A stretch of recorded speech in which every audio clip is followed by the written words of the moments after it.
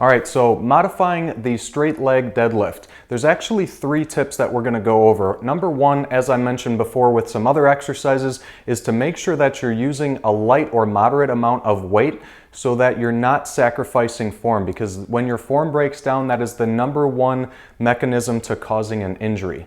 Number 2 would be placing your weight or training tool on an elevated surface or height. I demonstrated the straight leg deadlift performing more of a squat or conventional style deadlift to pick up the weight from the floor. If you're still a beginner or you're having difficulty learning how to hip hinge, then try using an elevated height for your training tool. So you can see dumbbells off to my side, they're on a rack. It's easy to just kind of hip hinge down and grab the weights off of a rack. If you're using a barbell, you're gonna set the height of the barbell at the waist height and then simply unrack it from there and then go through the hip hinge.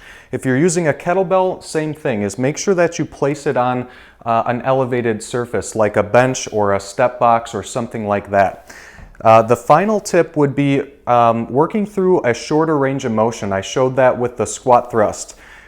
Basically placing a box or something out in front of you to where you can actually tap the kettlebell in this case to the box. That's going to shorten your range of motion and protect your back and your core muscles a little bit easier than going all the way down towards the floor. So I'll just demonstrate by unracking. Same thing, engage the abdominals to keep the back flat and tight, squeeze down underneath the armpits to unrack.